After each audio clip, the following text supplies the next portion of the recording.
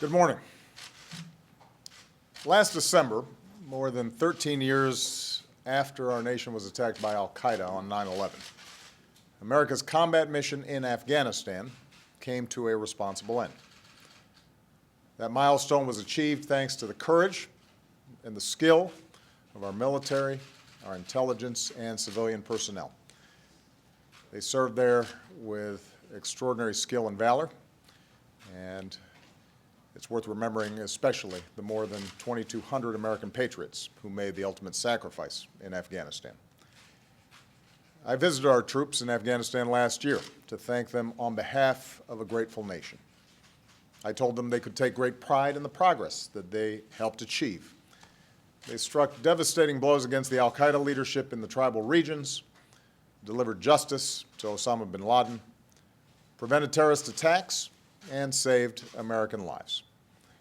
They pushed the Taliban back so the Afghan people could reclaim their communities, send their daughters to school, and improve their lives. Our troops trained Afghan forces so they could take the lead for their own security and protect Afghans as they voted in historic elections, leading to the first democratic transfer of power in their country's history. Today, American forces no longer patrol Afghan villages or valleys. Our troops are not engaged in major ground combat against the Taliban. Those missions now belong to Afghans, who are fully responsible for securing their country. But, as I've said before, while America's combat mission in Afghanistan may be over, our commitment to Afghanistan and its people endures. As Commander-in-Chief, I will not allow Afghanistan to be used as safe haven for terrorists to attack our nation again. Our forces therefore remain engaged in two narrow but critical missions: training Afghan forces and supporting counterterrorism operations against the remnants of al-Qaeda. Of course, compared to the 100,000 troops we once had in Afghanistan, today fewer than 10,000 remain in support of these very focused missions. I meet regularly with my national security team, including commanders in Afghanistan, to continually assess, honestly, the situation on the ground, to determine where our strategy is working and where we may need greater flexibility. I've insisted consistently that our strategy focus on the development of a sustainable Afghan capacity and self-sufficiency. And when we've needed additional forces to advance that goal, or we've needed to make adjustments in terms of our timetables, then we've made those adjustments. Today, I want to update the American people on our efforts. Since taking the lead for security earlier this year, Afghan forces have continued to step up. This has been the first fighting season where Afghans have largely been on their own, and they are fighting for their country bravely and tenaciously. Afghan forces continue to hold most urban areas, and when the Taliban has made gains, as in Kunduz, Afghan forces, backed by coalition support, have been able to push them back. This has come at a very heavy price. This year alone, thousands of Afghan troops and police have lost their lives, as have many Afghan civilians. At the same time, Afghan forces are still not as strong as they need to be. They are developing critical capabilities: intelligence, logistics, aviation, command and control. And meanwhile, the Taliban has made gains, particularly in rural areas, and can still launch deadly attacks in cities, including Kabul. Much of this was predictable. We understood that as we transitioned, that the Taliban would try to exploit some of our movements out of particular areas, and that it would take time for Afghan security forces to strengthen. Pressure from Pakistan has resulted in more al-Qaeda coming into Afghanistan, and we've seen the emergence of an ISIL presence. The bottom line is, in key areas of the country, the security situation is still very fragile, and in some places, there's risk of deterioration. Fortunately, in President Ghani and Chief Executive Abdullah, there is a national unity government that supports a strong partnership with the United States. During their visit earlier this year, President Ghani and I agreed to continue our counterterrorism cooperation, and he has asked for continued support as Afghan forces grow stronger. Following consultations with my entire national security team, as well as our international partners and members of Congress, President Ghani and Chief Executive Abdullah, I'm therefore announcing the following steps which I am convinced offer the best possibility for lasting progress in Afghanistan. First, I've decided to maintain our current posture of 9,800 troops in Afghanistan through most of next year, 2016. Their mission will not change. Our troops will continue to pursue those two narrow tasks that I outlined earlier, training Afghan forces and going after al-Qaeda. But maintaining our current posture through most of next year, rather than a more rapid drawdown, will allow us to sustain our efforts to train and assist Afghan forces as they grow stronger, not only during this fighting season, but into the next one. Second, I've decided that instead of going down to a normal embassy presence in Kabul by the end of 2016, we will maintain 5,500 troops at a small number of bases, including at Bagram, Jalalabad in the east, and Kandahar in the south. Again, the mission will not change. Our troops will focus on training Afghans and counterterrorism operations, but these bases will give us the presence and the reach our forces require to achieve their mission. In this sense, Afghanistan is a key piece of the network of counterterrorism partnerships that we need from South Asia to Africa to deal more broadly with terrorist threats quickly and prevent attacks against our homeland. Third, we will work with allies and partners to align the steps I'm announcing today with their own presence in Afghanistan after 2016. In Afghanistan, we are part of a 42-nation coalition, and our NATO allies and partners can continue to play an indispensable role in helping Afghanistan strengthen its security forces, including respect for human rights. And finally, because governance and development remain the foundation for stability and progress in Afghanistan, we will continue to support President Ghani and the National Unity Government as they pursue critical reforms. New provincial governors have been appointed, and President Ghani is working to combat corruption, strengthen institutions, and uphold rule of law. As I told President Ghani and Chief Executive Abdullah yesterday, efforts that deliver progress and justice for the Afghan people will continue to have the strong support of the United States. And we cannot separate the importance of governance with the issues of security. The more effective these reforms happen, the better off the security situation is going to be. We also discussed American support of an Afghan-led reconciliation process. By now it should be clear to the Taliban and all who oppose Afghanistan's progress, the only real way to achieve the full drawdown of U.S. and foreign troops from Afghanistan is through a lasting political settlement with the Afghan government. And likewise, sanctuaries for the Taliban and other terrorists must end. And next week I'll host Prime Minister Sharif of Pakistan, and I will continue to urge all parties in the region to press the Taliban to return to peace talks and to do their part in pursuit of the peace that Afghans deserve.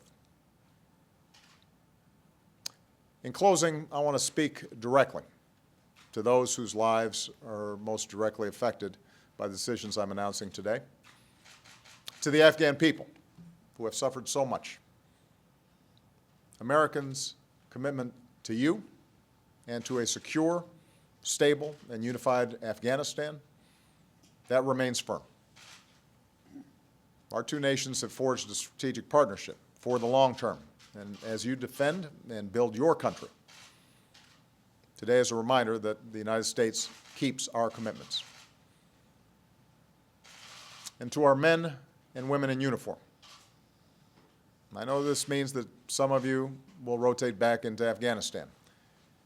With the end of our combat mission, this is Not like 2010, when nearly 500 Americans were killed and many more were injured.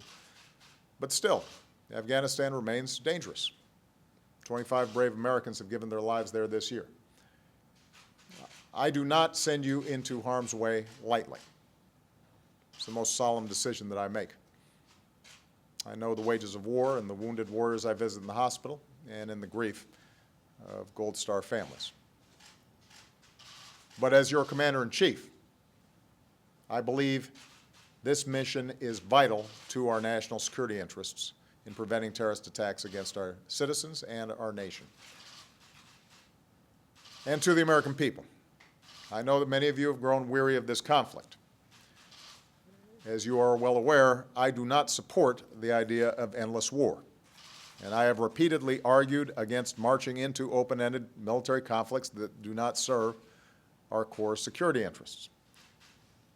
Yet, given what's at stake in Afghanistan and the opportunity for a stable and committed ally that can partner with us in preventing the emergence of future threats, and the fact that we have an international coalition, I am firmly convinced that we should make this extra effort. In the Afghan government, we have a serious partner who wants our help, and the majority of the Afghan people share our goals. We have a bilateral security agreement to guide our cooperation.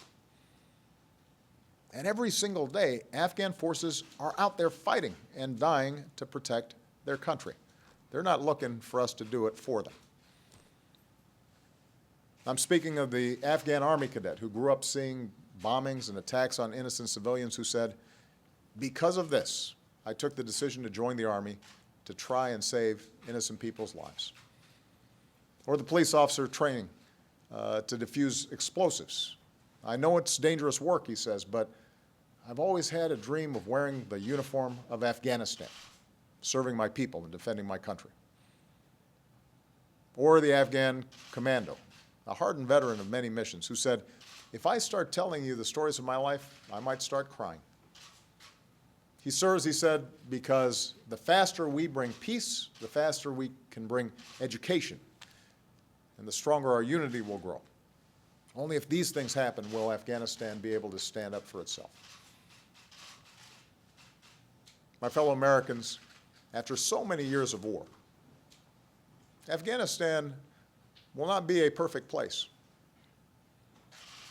It's a poor country that will have to work hard on its development.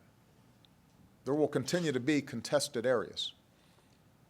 But Afghans like these are standing up for their country. If they were to fail, it would endanger the security of us all.